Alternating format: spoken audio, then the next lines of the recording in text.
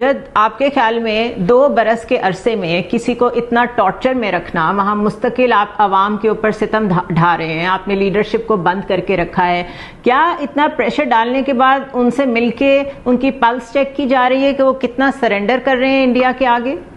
دیکھیے، جن کو بلایا ہے وہ پرو انڈیا آپ کہہ لیجئے کہ پارٹیز ہیں، پولیٹیکل پارٹیز ہیں، اور انہوں نے پہلے بھی بہت زیادہ انڈین ایکشن کو اس کو ریزسٹ نہیں کیا، نہ ہی اس پہ پروٹیسٹ کیا اتنا۔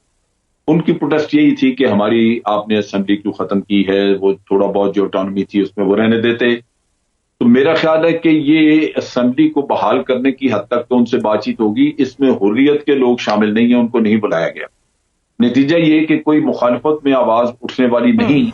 یہ ٹولہ وہی ہے، گپکار ٹولہ، جس کو کہ یہ برائب وغیرہ کر کے تو اپنی سپورٹ ان سے لیں گے، وہ پہلے بھی دیتے آئے ہیں۔ فاروق عبداللہ کے بارے میں کہا جاتا ہے کہ اس کو جب چھوڑا انہوں نے، ڈیٹینشن سے نکالا، تو اس وقت ہی اس کو غالباً یہ کہا گیا تھا کہ تیرے بیٹے کو چیف منسٹر یہاں بنا دیں گے اور تمہیں وائس پریزیڈنٹ دے لیں گے بھارت میں۔ تو بیٹس موجود ہیں لوگوں کے لیے اس طرح کی۔ محبوبہ مفتی، تو وہ محبوبہ مفتی جو ہے وہ تھوڑا بہت ہو سکتا ہے رونا دھونا کرے، لیکن ایک چیز واضح ہے کہ مودی اپنے سٹیپس واپس نہیں لے گا۔ یہ جو ابھی کیا جا رہا ہے، اس میں انہوں نے وہاں پہ جو ریفارمز اپنے طور پہ اپنے ذہن میں تھیں، مثال کے طور پہ آبادی کا تناسب بدلنا، وہ تو نہیں انہوں نے ختم کیا۔ ووٹنگ رائٹ ان لوگوں کو مل گیا، 35 لاکھ لوگوں کو انہوں نے باہر سے ہندو لوگوں کو ووٹنگ رائٹ دے دیا، ان کو شہریت کے کاغذ ان کے پاس ہیں۔ تو اسی طرح کچھ نئی کانسٹیٹوئنسیز کریٹ کی جا رہی ہیں، جس میں کہ لداخ اور کارگل کو علیحدہ کیا جا رہا ہے۔ تو کشمیر کے اپنے ووٹ ویلی کے جو ہیں وہ کم رہ جائیں گے، جس کی وجہ سے جو مسلم میجورٹی ہے اس کے ہاتھ حکومت شاید نہ آئے، یا اگر آئے تو وہ کولیشن ہی بنا کے آئے، ورنہ نہ آ سکے۔ تو یہ اس طرح کا ایک ڈیزائن ہے۔ سو یہاں پہ جو بڑا اس بارے میں بڑا چرچا ہے کہ شاید اب وہ 370 کو دوبارہ بحال کر دیں، وہ اس طرح کی کوئی چیز نہیں ہے۔ مودی کا اگر آپ دیکھ لیں ٹریک ریکارڈ، تو وہ اس نے کبھی بھی جو سٹیپس اس نے کبھی اٹھائے ہیں اس نے واپس نہیں لیے۔ وہ اس کے پورے کانسیکوینسز برداشت کرنے کو تیار ہوتا ہے، لیکن سٹیپس واپس نہیں لیتا۔ تو یہاں بھی وہ اسی چیز کو آگے بڑھائے گا جو آج دن تک وہ جس کو پروموٹ کر چکا ہے۔ کیا آپ کو کشمیر کی اسمبلی بحال ہوتی نظر آ رہی ہے؟ اور ساتھ یہ بھی بتائیے گا کہ ایک بڑی ایسی سچویشن تھی جس میں ہم سب سمجھ رہے تھے کہ پاکستان کی کوئی بات چیت شروع ہو گئی ہے کشمیر کے معاملے پہ انڈیا کے ساتھ، اور اس کے بعد کیٹیگوریکلی پرائم منسٹر نے کہا کہ ایسا کچھ بھی نہیں ہے، اور اب ایک دم سے سیز فائر اور اب ان لوگوں سے رابطے، لیڈرشپ سے رابطے، کیا یہ سب ایک ڈیزائن کے تحت ہو رہا ہے؟ ممکن ہے کہیں بات چیت ہو رہی ہو، یہ ہو سکتا ہے، بالکل بات چیت تو ہوتی رہتی ہے نا، کسی سیکنڈ ٹریک پہ، تھرڈ ٹریک پہ، فرسٹ ٹریک پہ بات چیت ہو رہی ہو۔ لیکن جہاں تک تعلق ہے اسمبلی کی بحالی کا، مجھے کوئی انٹرسٹ نہیں ہے۔ مقبوضہ کشمیر کی مقبوضہ قیادت سے ایک قابض حکمراں بات کرنے جا رہا ہے، اس میں نتیجہ کیا نکلے گا آپ کا؟ کیا کشمیر میں ریفرنڈم شروع ہو جائے گا؟ میں خیال ہے وہ تو بات ہی نہیں ہوگی۔ جنرل صاحب نے بالکل کہا کہ مودی اپنے فیصلے واپس نہیں لیتا، مودی جو کہتا ہے اس پر عمل کرتا ہے۔ وہ ایک اس میں اس کی ایک وہ آپ نگیٹو کہہ لیں پازیٹیو کہہ لیں، اس میں اس کی عادت ہے کہ وہ جو فیصلے کر لیتا ہے۔ اس نے یہ وعدہ کیا تھا ایک پروگرام میں ٹی وی کے، جب وہ چیف منسٹر تھا گجرات کا، کہ میں کشمیر میں وہی کروں گا پرائم منسٹر بن کر جو میں نے گجرات میں کیا ہے، اور وہ کیا اس نے۔ ابھی تک لوگوں کو نکالا جا رہا ہے، بہار سے لوگ لائے جا رہے ہیں وہاں آباد کرنے کے لیے، اور آباد کر دیا گیا ہے۔ تو بالکل ڈیموگرافک چینج ہو گئی ہے، ہو گئی ہے، میں عرض کر رہا ہوں ہوگی نہیں، ہو گئی ہے۔ ان کو اپنے بینیفٹ مل چکے ہیں، لداخ کو وہ الگ کرنا چاہتے ہیں، ویلی کو وہ کچھ اور دینا چاہتے ہیں۔ حریت کانفرنس کو کیا فرق پڑتا ہے؟ کوئی فرق نہیں پڑتا، حالات وہی رہیں گے۔ ابھی ممکن ہے سردی گرمی چل رہی ہو، ابھی ممکن ہے خاموشی ہو، کرونا کی وجہ سے مسائل بڑھ گئے ہوں، اور لیکن کوئی نہیں مانے گا اس بات کو، قبضہ کوئی نہیں مانے گا۔ وہ 370 کا مسئلہ ہو، 23 وغیرہ کا مسئلہ ہو، ایسا کچھ نہیں ہونے جا رہا۔ ایک بات میں اور کلیئر کر دوں کہ پرائم منسٹر نے کہا ہے کہ کشمیر کا مسئلہ حل ہو جائے تو ہمارا ایٹمی پروگرام بھی ختم ہو سکتا ہے۔ میں سمجھتا ہوں یہ بہت غلط میسیج ہے، یہ میسیج بہت ہی غلط ہے کہ کشمیر ہمارا ایٹمی پروگرام کشمیر اسپیسیفک نہیں ہے، یہ اینیمی اسپیسیفک ہے۔ نہیں ہے انڈیا ہے. ایبسلیوٹلی انڈیا باز نہیں آئے گا. ایگزیکٹلی کے بعد بھی تھریٹ اسپیسیفک ہے یہ.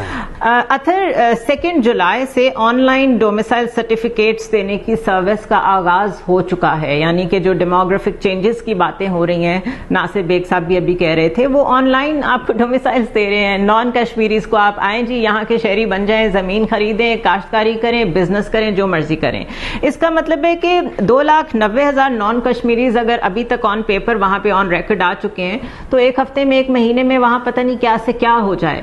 ہم کیا کر رہے ہیں؟ دیکھیں, اب تو سب سے پہلے امپورٹنٹ پوائنٹ یہ ہے کہ مودی نے یہ جو بلائی ہے APC, یہ انہوں نے بلائی کیوں ہے؟ اس APC کو بلانے سے پہلے جو امپورٹنٹ ڈیولپمنٹ ہوئی ہے, امت شاہ جو وہاں کے ہوم سیکرٹری ہیں, ان کو ڈیٹیلڈ ایک بریفنگ دی گئی ہے, پریزنٹیشن دی گئی ہے, جس میں جموں اینڈ کشمیر کی پولیس کے چیف, وہاں پہ جتنی بھی خفیہ ایجنسیوں کے ڈائریکٹرز وغیرہ ہیں, ان سب نے ان کو پریزنٹیشن دی اور بتایا کہ وہاں پہ جو صورتحال ہے وہ بظاہر تو کنٹرول میں ہے, لیکن عوام کے اندر جو غصہ ہے, جب سے آپ نے آرٹیکل 370 کو 35A کو ختم کیا ہے, تو یہ لاوا زمین کے نیچے ابل رہا ہے. تو ضروری ہے کہ اس کو کسی طریقے سے کنٹرول کیا جائے, کسی نہ کسی طرف ان کو مصروف کیا جائے. اب ان کو کس طریقے سے ان کا دل پہ لایا جائے؟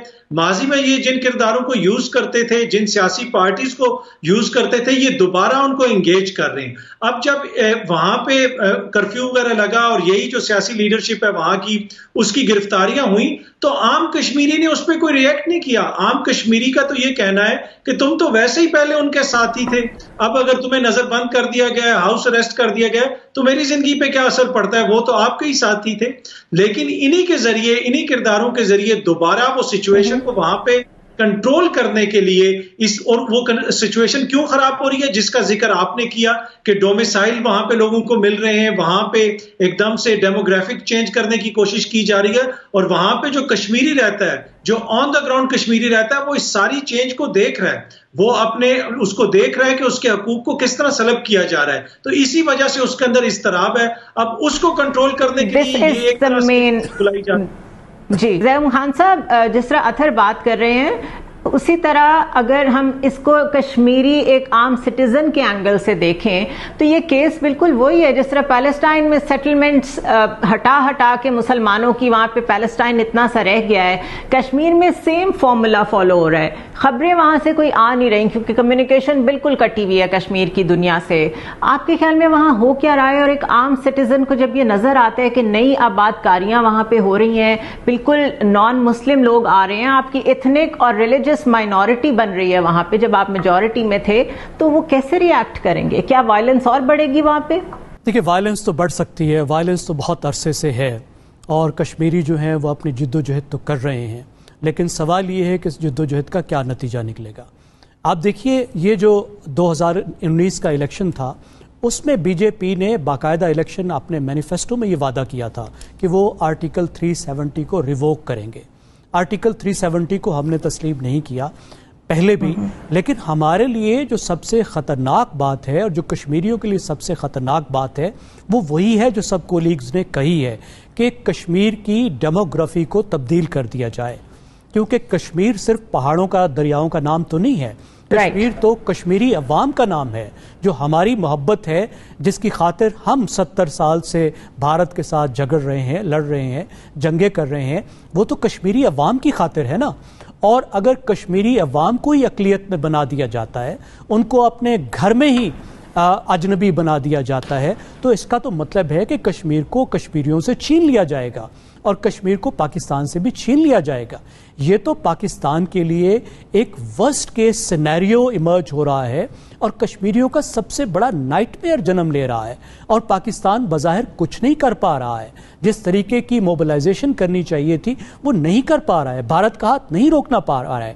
دیکھیں, ہمارے لیے تو ریڈ لائن بنتی ہی یہی ہے کہ کشمیر کے اندر جب تک کشمیر کا تصفیہ نہیں ہوتا, ڈیموگرافک تبدیلیاں نہ ہوں, لیکن وہ ہو رہی ہیں. اور جیسے دوستوں نے کہا کہ مودی جو ہے وہ یو ٹرن نہیں لیتا, مجھے نہیں لگتا کہ مودی اس پہ یو ٹرن لے گا, اور جیسے سب دوستوں نے کہا کسی کو بھی یہ محسوس نہیں ہوتا. باقی انگیج کرنا ظاہر ہے, وہ انگیج تو اپنے مقاصد کے لیے کر رہا ہے.